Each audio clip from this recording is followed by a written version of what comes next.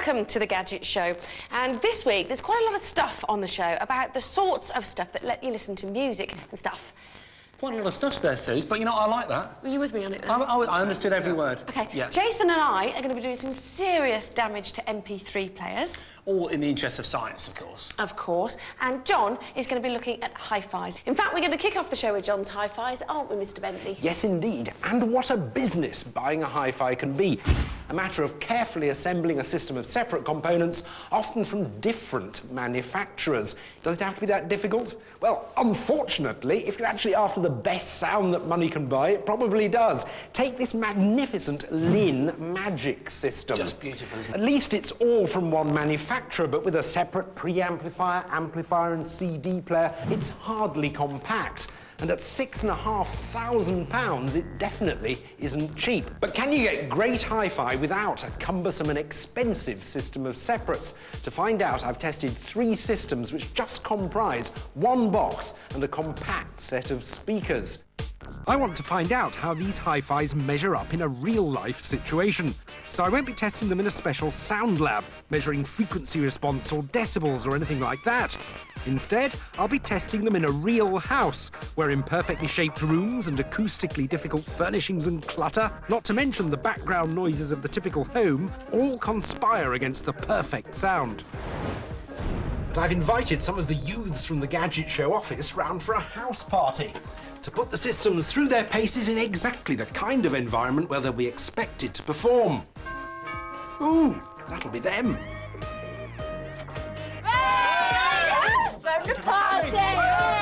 This is like Dave's house, yeah? Yeah?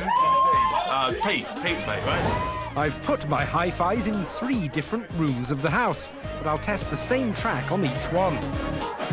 I'll start with the sleek and well-crafted Arcam Solo. Now, Arcam builds some really high-quality separates, and I hope they managed to cram all that quality into the Solo. It's not a cheap system. In fact, it's the most expensive of the 3. It has a CD player and a DAB and FM radio, playing through an amplifier that's rated at a relatively modest-sounding 50 watts per channel. But that hefty heatsink on the back suggests there's a lot of power being generated in here, whatever the figures. And there are lots of handy connections, including this 3.5mm jack for your portable audio player and an optional dedicated iPod interface. There's also an alarm clock. The first good thing about it is it's plenty loud enough. You can turn the level up really high before you get any distortion, and it sounds convincingly hi-fi. But the best thing about it is that the sound's really big. It builds up this great soundscape that you can place where individual instruments and vocals are very accurately. It's what our sound man Ben would call an excellent stereo image. Oh, Dave.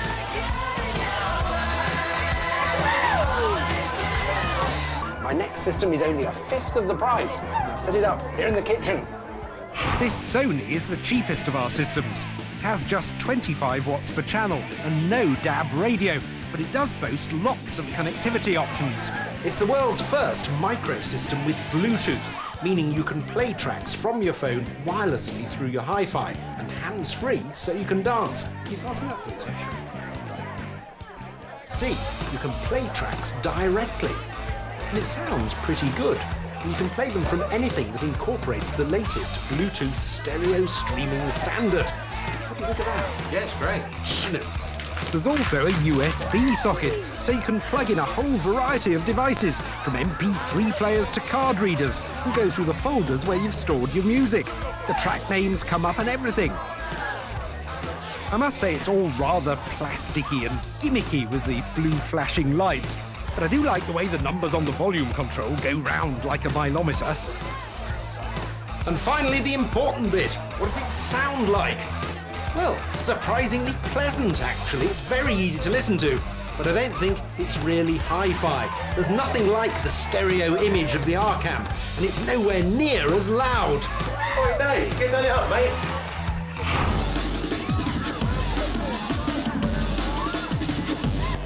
So, what about something in between the Sony and the Arcam? Next, a system for one of the most respected names in compact hi-fi, Denon, and I've set it up in the bedroom. Previous Denon systems were quite traditional and boxy, but this new S81 is really rather stylish, with its rounded-off corners and, best of all... Ow! Sorry, these pod-like speakers.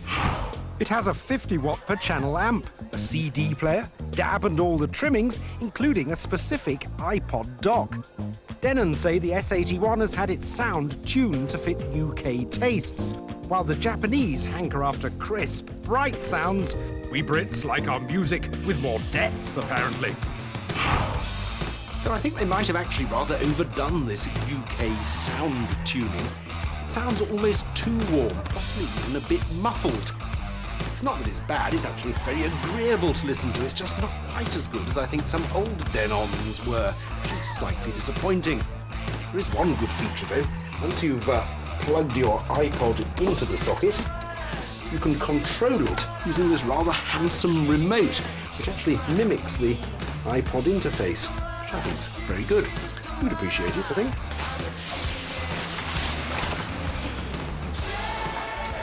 All right, Dave. Don't tell John, but I've bugged his toilet, mate.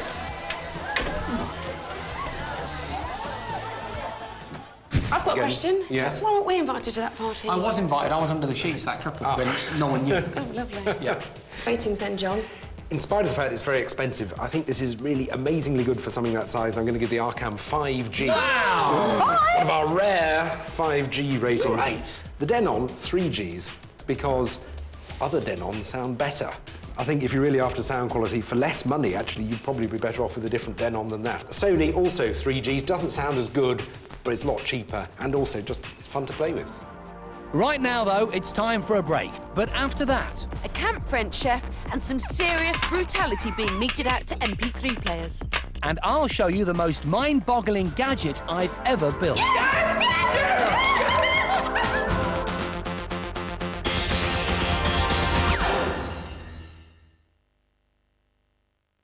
Beer Safe. Protects your beer from your flatmates. Here he is, the boy wonder. The truth is, you've got talent, Daddy. You don't even realize it. Every time you're given a choice, you always choose the wrong path. Don't you ever say no to me again. I am the restaurant. That's not my fingers. I want you running to heel. Mediocrity, Donald. We could kill him. It would be easy. Kitchen. Two-part drama starts 9 o'clock Wednesday on 5. Morning.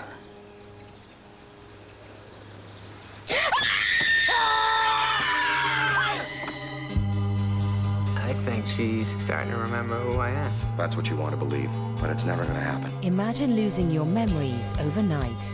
Every day you help her to realize what happened, and you get her to fall in love with you again? Yes, ma'am. Do you remember the first time? I can't remember the worst time. Drew Barrymore and Adam Sandler in the premiere of 50 First Dates. 6:05, Sunday on 5. Pocket fish grill. No.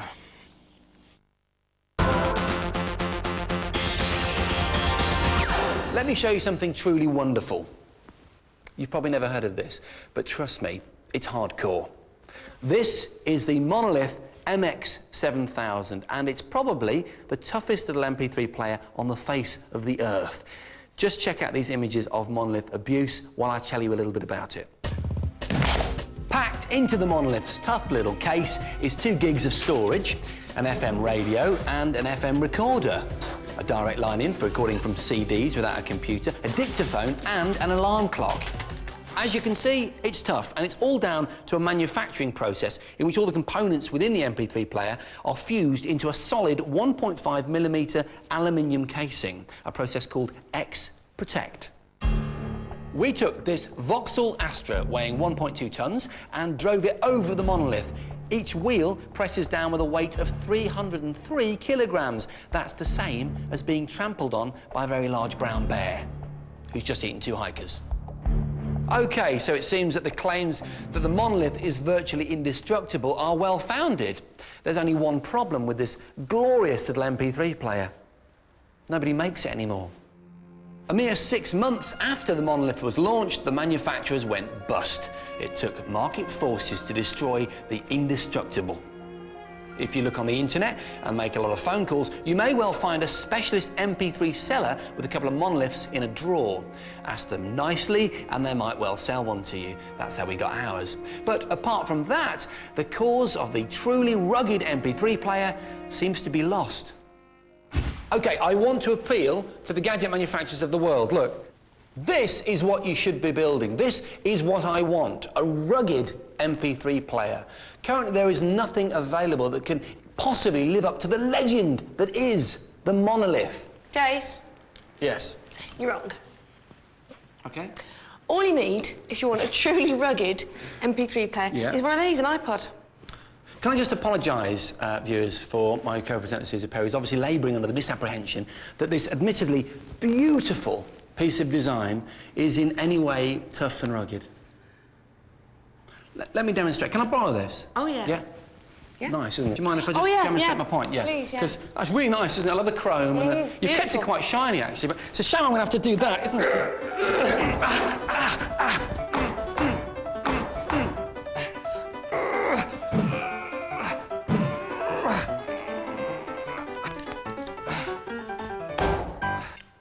Thanks, Suze. That's not what I call rugged. Yeah, I got that out your bag this morning. It's yours. No, Jace is right. iPods aren't tough on their own. They need a little bit of help. But when you know that 3 out of every 4 MP3 players that are sold are iPods, and by the way, that's more than 60 million since they were launched back in 2001, it won't surprise you to know that a whole industry has grown up around protecting them. There are scores of cases, covers, shields, pouches, wallets, armour bags and boxes, all claiming to help protect your iPod from the trials and tribulations of everyday life. But which is best? Well, last week I set about a bit of testing to find out. Firstly, I put iPods in all 17 of our test cases, then stuck them in a washing machine on a spin cycle.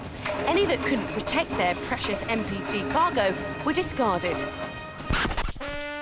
We then joined our modestly dressed model in the shower for a bit of waterproof testing. A fair few fell at that hurdle, and the remaining cases were left in the capable hands of the Gadget Show's favourite chef, Christophe. An iPod has a maximum operating temperature of 35 degrees, supposedly, so the cases will have their work cut out protecting them in our apple pie. Apple, iPod, do you get it? Yeah, whatever. At extreme heat, it's just a matter of time before the solder holding the components together inside melts, making any iPod useless. The more insulation the cases provide, though, the more likely they are to get through this test. Anyway, into the oven they go for 20 minutes at 200 degrees Celsius. As he served up, it appeared Christophe had overcooked his apple pie. We thought all the cases had failed, leaving us with a whole array of very hot, very dead iPods. But after a few seconds, the screen cleared on a couple of iPods to reveal working, playing MP3 players. So after that, I was left with what I think are the best two, the Otterbox and this Peli i1010. The Peli case claims to be waterproof, dustproof and crush-proof, and is the baby brother of cases used by camera crews and the military to transport expensive kit. It also comes with a lifetime guarantee. The main problem with it is that when your iPod's inside it, you can't get to the controls. The Otterbox is apparently waterproof, dustproof, dirtproof, sandproof and drop-proof. The click wheel is protected by a thin membrane, so you can control it through the case while it remains protected, a distinct advantage over the Peli case. The question still remains, which is best? So, as a final decider, to see whether one of these boxes can make your iPod as tough as Jason's beloved monolith, I decided to take a leaf out of his book and run them over. I drove over them once, and they both kept working. So, I drove over them again, and they both kept working. In fact, it took about 20 consecutive hit and runs before either of them sustained any damage at all. And here is that damage. The time spent in the cooker has warped the hinge here, eventually making this tiny bit of plastic just crack off. And I can highly recommend this Peli case, but it's the Otterbox that came out top in my testing. Yeah, Sue, say you got yourself a jumped-up little suitcase for your iPod, but it will never match up to the legend that is the monolith, hewn out of molten lava, OK, in the fiery forges of hell by demons. OK? Doesn't matter what little plastic raincoat you've got, Suze. You're never going to beat the mighty warrior of MP3. Have you finished? Yes. Good. Obviously, this is an argument that Jason and I had to resolve. And so, we found ourselves in the latest Tested to Destruction challenge. Which of these two could survive the most abuse, cruelty and violence? My iPod in its little OtterBox raincoat. Or the colossus that is the monolith. You've got to stick around and watch this. I think it's fair to say this is, without a doubt, the most extreme, OK? The most sadistic tested to destruction that we've ever done, so don't miss it. Anyway, next up, the critical list. Every week on the critical list, we take a look at what's latest and what's best. Hello, in a particular area of gadgetry. This week, toys. Yay. John, you go first. That looks beautiful. It's, yes, one of the most graceful electronic toys I've ever seen. It's the latest thing from WowWee Robotics, the people who bought us Robo Sapien, and it is the Flytech Dragonfly. Sitting inside the controller here, a few AA batteries. It sits on the top. It's made out of very nicely sculpted polystyrene with its illuminated eyes, and it recharges on there, and this controls the speed, this controls the direction with additional trim steering there at the back. It takes a bit of an art to control it. Fantastic! There's a bit of technique to flying it. I'm not sure I've actually got it, but it seems to be you sort of ease on and off on the on the throttle and a bit of a left and right, and it just sort of keeps it in the air long enough until it hits the wall. Right. Well flown. Yeah, good. In a small space as well. Very good. Imagine that outside. It's really cool. Oh, that's absolutely awesome. Right, can I go next? Yes. Please do. But I need a little bit of darkness for mine. Right, are you ready? Yep. Laser tripwire. No. Yay! Exciting. It uses battery-operated sensors, and then you've got a laser emitter and receiver. I should say at this point that it's not a real laser, obviously. It's just LEDs? LEDs, yeah. Totally harmless LEDs. By aiming the narrow LED beam from one module onto the sensor of a second, the light creates an almost invisible tripwire, which sounds an alarm if the light beam is broken.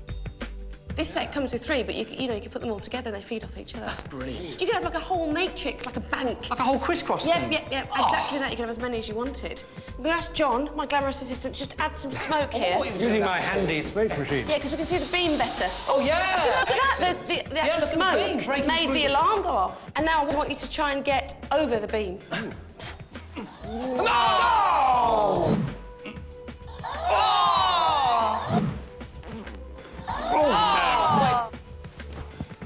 Yay! Woo!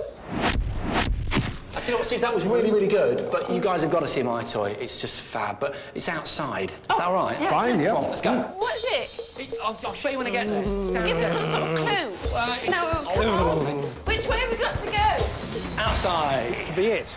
Right, what There does we it do? go. It's called the Storm Launcher, and the idea is that it combines lots of the elements of normal remote control models that you'd use for single disciplines, like boats, driving on the land and driving in the air, into one device. It goes in the air. Well, apparently so, although I've never actually tried it. Can I just point that out? We're going to try it now for the first time. Hey! Oh, that's impressive. How did it? Oh! Coming for an landing.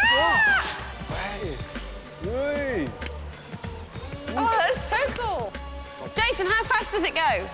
About a scale speed of about 200 miles an hour. Wow. Which, when you consider it's just 2 little electric engines, is pretty impressive. What's fantastic is when you turn it, it spins almost on a sixpence, doesn't it? It skids around. Yeah, it does. It's a very interesting sort of control mechanism, although I would say it's a really nice introduction for youngsters to radio control. Really good fun, loved it. And you can win all these toys we've just shown you in this week's fantastic competition. As well as this, we're giving away a 42-inch HD-ready plasma TV, and a 20-inch HD-ready TV, an HD DVD player, a 5.1 surround system, and a year's free subscription to Sky HD, including decoder and dish, a high-end media centre desktop PC, and an HD-ready laptop.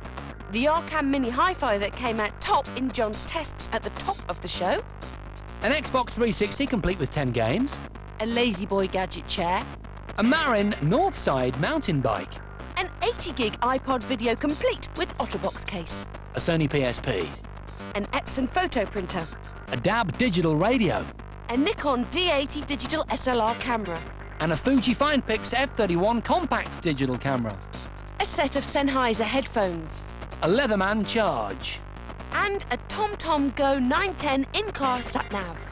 It's a truly awesome prize fund worth in excess of £8,000. And to be in with a chance of winning it, you'll need to know the answer to this question. A hi-fi system using 2 channels of sound is known as what? Is it A, a mono, B, a stereo, or C, a quad? To enter, call 090 12 932 555 or text the word gadget plus A, B or C to 81555. You can also enter the competition via our website, or digital satellite and cable viewers can do it via the red button on your remote. Lines close next Monday at midday, and we'll show you the question again at the end of the show. Now it's time for something a bit special. In front of me is what I consider to be the best gadget I've ever built for the Gadget Show. And it's based on what I think is the most amazing thing I've ever witnessed in 3 years on this programme. Something I saw at the CBIT Technology Show in Germany. The mind-boggling MindWriter. This has to be the ultimate interface, controlling a computer using nothing but your brain. Now, all the electrodes on his head, what they do is they pick up the EEG, or the electrical activity of the brain, and they translate that into letters. Apparently, the guy wearing the electronic swimming hat uses a sort of yes-no protocol by thinking about moving his right arm when he wants to get a positive response and his left arm for a negative response. In this way, he can, apparently, write whole sentences purely by the power of thought. I gave him a test to write out The Gadget Show by just using his power of thought, and amazingly, in just a few minutes, he did just that. It was a truly inspirational moment. Now that got me thinking about how I could build my own DIY MindWriter right here in the Gadget Show workshop. To make my MindWriter, I'm going to use something I built in the first series of the Gadget Show, my £1 lie detector. This detects stress levels by measuring the conductivity of electricity in the skin. If I'm able to control my stress levels, then I shall be able to control an electrical current with my thoughts. And here is the latest version of my lie detector, just a transistor and a resistor. Now, by using an old mouse, I can connect the wires from my lie detector onto its circuit board, which will allow my thoughts to operate the mouse's left click button. So that's the hardware component of my DIY MindWriter complete, and this is how it works. Power comes out of the mouse port and travels down the mouse cable, ending up in the circuit board inside my mouse. It then continues into my lie detector. Again, it travels up along what I'm calling the electrodes, these 2 cables, which I then place on my skin. Then, if I can lower the resistance of my skin, more electricity will flow and trigger the switch in my lie detector. When that happens, a signal is sent and the left button is switched. Now, the big question is, how do I lower the resistance in my skin? Well, it's quite simple. I just sweat. Lie detectors work by using what's called the galvanic skin response. That's to say, the moisture your skin produces when your emotions are running high. In my case, I'll be trying to control this response by using just my mind. The final stage of my DIY MindWriter project is the most exciting because it involves software. I had to ask a friend of mine who's a programmer to make me a little program which he's calling MindWriter.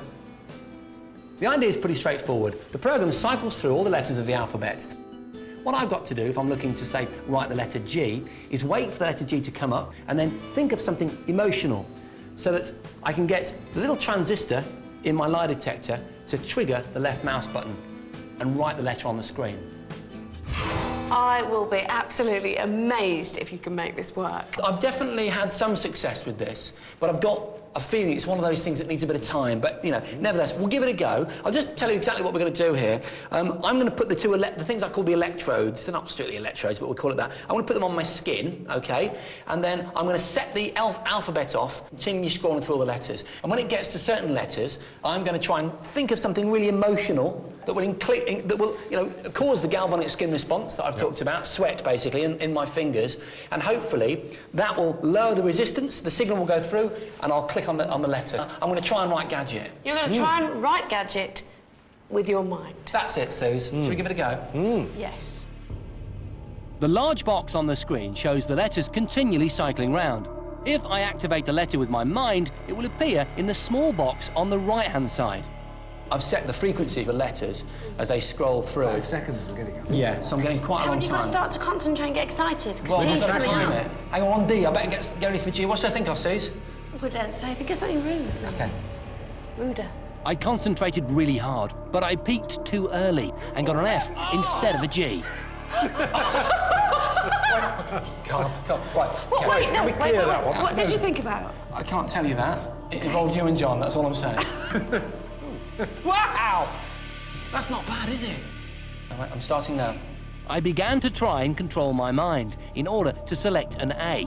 Yet again, I was early, and instead of the A, I got 3 letters at the end of the alphabet. So my mind was writing the letters, but I needed to improve my timing. Seriously, I need to calm down. This time, I was going for the D. You got it!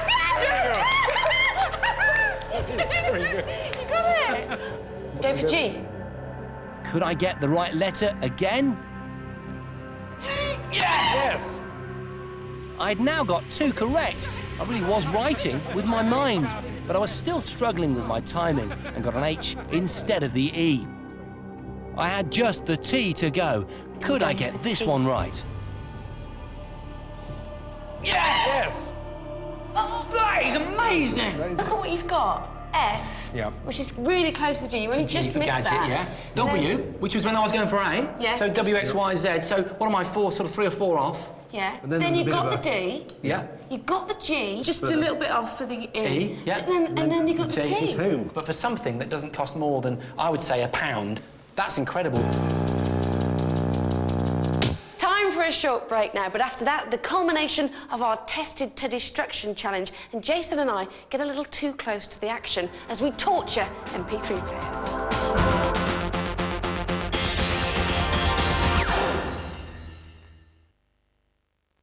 Barhead. Perfect for a busy bar. You seem like a really good guy. Why are you doing this? Since when did we become kidnappers? It ain't right. Nothing happens to them. That blood is gonna be on your conscience and nobody else's. We have come 1,500 miles across country. We have made it this far. And I guess this is where we part ways. Prison Break, the new series continues, 10 o'clock tonight on 5. The 1960s are remembered as a decade of hope. But they began with a killing spree in which 11 women were brutally murdered. Albert DeSalvo confessed to committing the crimes. But new evidence suggests the real killer may never have been caught. People jump to conclusions. You can't afford to do that. The Boston Strangler, the true story. 8 o'clock tomorrow on 5. Restaurant head.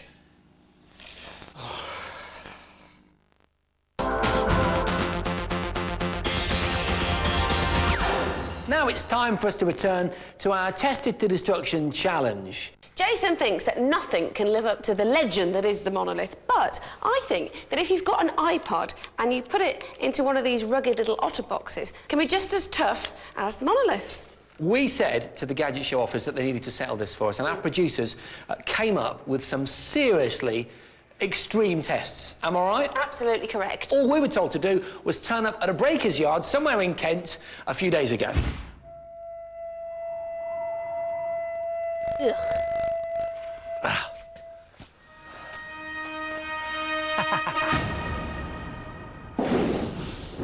Welcome to the second part of our challenge. OK, we've seen the OtterBox and the monolith protect themselves, but how well can they protect you? What, an MP3 player?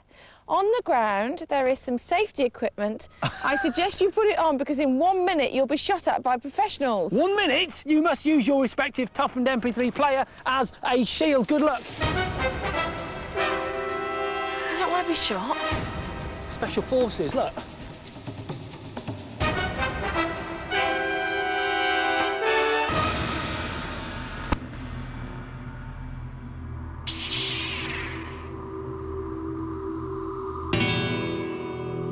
These guys are professional paintball marshals. Their Piranha P6 guns can fire paintballs at up to 300 feet per second. That's the equivalent of 204 miles an hour. When they fire, the one place you don't want to be is 10 metres in front of them with just a tiny MP3 player for protection. I can't stand it. It is very scary. OK, we're ready! We're ready! Fire! Ow! Ow! Ow! Jesus! It really, really hurts. The Otterbox and the Monolith weren't the best shields we could have had. And although they did take the brunt of the shots, our arms and hands were taking a real pounding as well. It all got too much for us in the end, and we decided retreat was the better part of valour. Oh! Oh!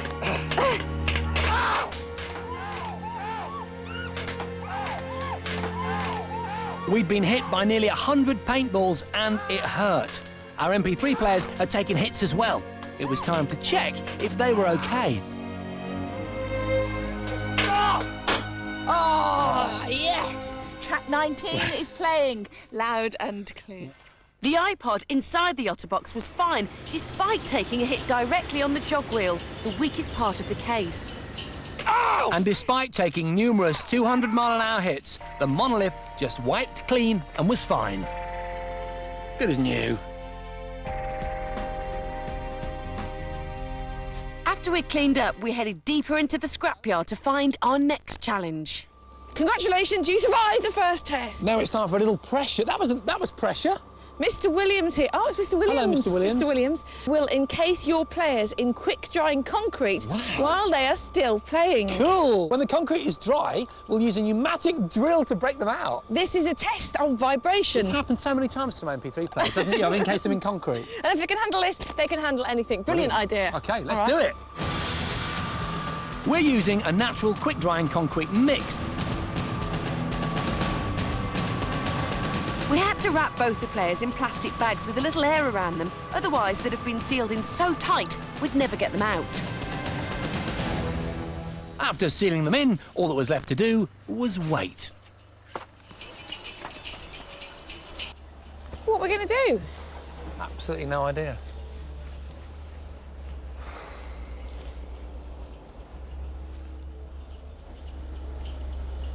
Oh, I spy. Mr. Williams? I spy with my little eye. Something beginning with C. Do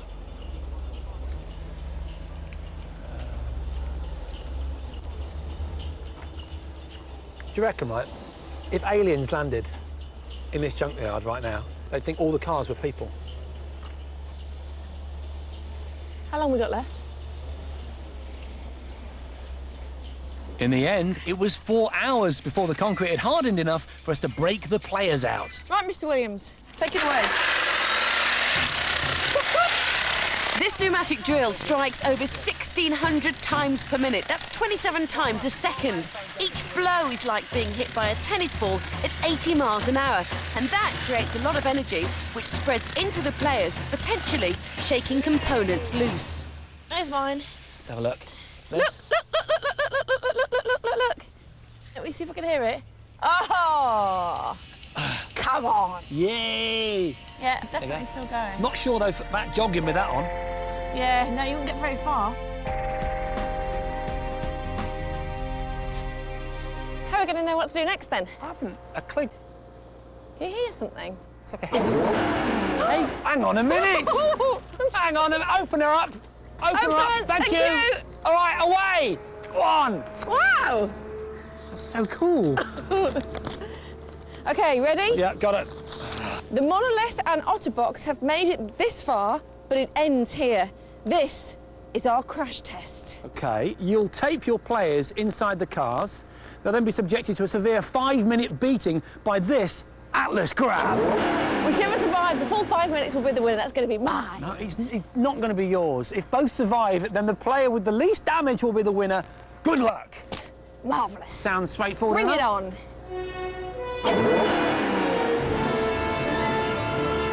I was up first, and as I taped my monolith to the dash, I hoped for the best.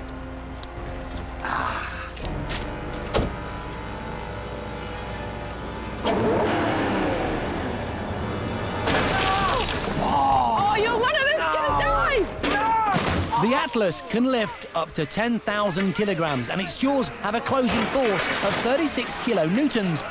What that means in English is that every time it grabs, it's applying the same pressure you'd get if an overweight female African elephant stood one-footed on a teaspoon. The makers of the monolith claimed it was virtually indestructible, but I'm sure they never had this in mind. Stop now. Yeah, all right. Major point.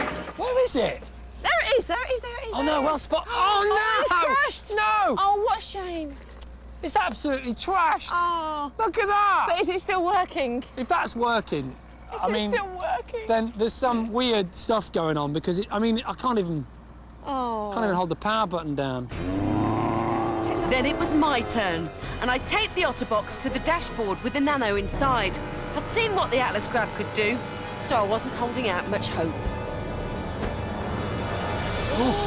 Go on! Great! Good shot! Oh, that looks a bit tough. Oh! The Atlas grab made short work of my little Metro, and by the looks of it, the Otterbox wouldn't be faring much better.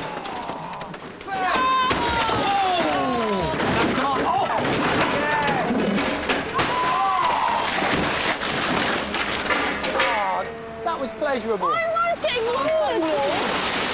At the end of it all, we had to try and find it. Good tape job.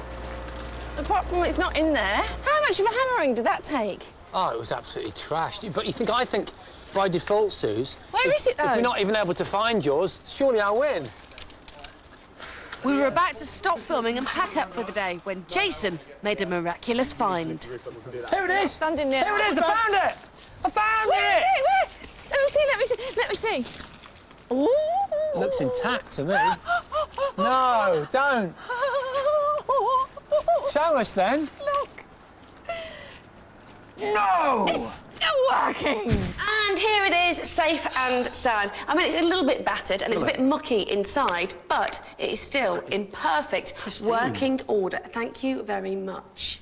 You know, I still don't believe, just bear with me, that this, right, was in there for the entire bashing session. I reckon it flipped out in about the first 3 seconds. My bad boy was there, it was in the car. Well, I knew you were going to say that, so I've had a word with the Gadget Show production team, and I asked them to go through the footage frame by frame to see exactly when this little baby fell out, which they did. And you're right, it didn't last the full 5 minutes, but it did take a severe pounding, and it took 3 direct hits. So you have got to accept that this is one tough little geezer. I'm only winding you up, Suze. I actually talked to the boss and he showed me it on the edit. And you're right, it did stay there, of course. You knew? I knew, yeah. Well done. Congratulations. Oh, that's... You! Yay! That's it for this week's show. But here's a little taster of what's coming up on next week's show. You can't believe you knew what made me go through all that. Next week on The Gadget Show. It's a 3-way challenge as John, Susie and I face torture, fear and hardship out in the great outdoors. All apparently vaguely justified on the grounds that we'll be testing gadgets. And John tests hard drive camcorders by shooting a promo video for future rock gods Beat Union. That's all next week. But before we go now, here's a last reminder of this week's awesome competition. Enter and you could be the lucky winner of this lot. All the toys we showed you in the critical list. A 42-inch HD-ready plasma TV. And a 20-inch HD-ready TV. An HD DVD player. A 5.1 surround system. And a year's free subscription to Sky HD, including decoder and dish. A high-end media centre desktop PC. And an HD-ready laptop. The Arcam Mini Hi-Fi that came out top in John's tests at the top of the show. An Xbox 360, complete with 10 games. A Lazy Boy gadget chair. A Marin Northside mountain bike. An 80-gig iPod video complete with OtterBox case. A Sony PSP. An Epson photo printer. A DAB digital radio. A Nikon D80 digital SLR camera. And a Fuji FinePix F31 compact digital camera. A set of Sennheiser headphones. A Leatherman charge. And a TomTom Go 910 in-car sat-nav. It's a truly awesome prize fund worth in excess of £8,000. And to be in with a chance of winning it, you'll need to know the answer to this question. A hi-fi system using 2 channels of sound is known as what? A mono, B, a stereo, or C, a quad? To enter, call 090 12 932 555. Or text the word gadget plus A, B, or C to 81555. You can also enter the competition via our website, or digital satellite and cable viewers can do it via the red button on your remote. Lines close next Monday at midday. See you next week. Monster Moves is next on 5. This week, transporting a huge air traffic control tower across one of our busiest airports. And if that's not enough, the weather proves problematic too. Monster Moves, coming up next.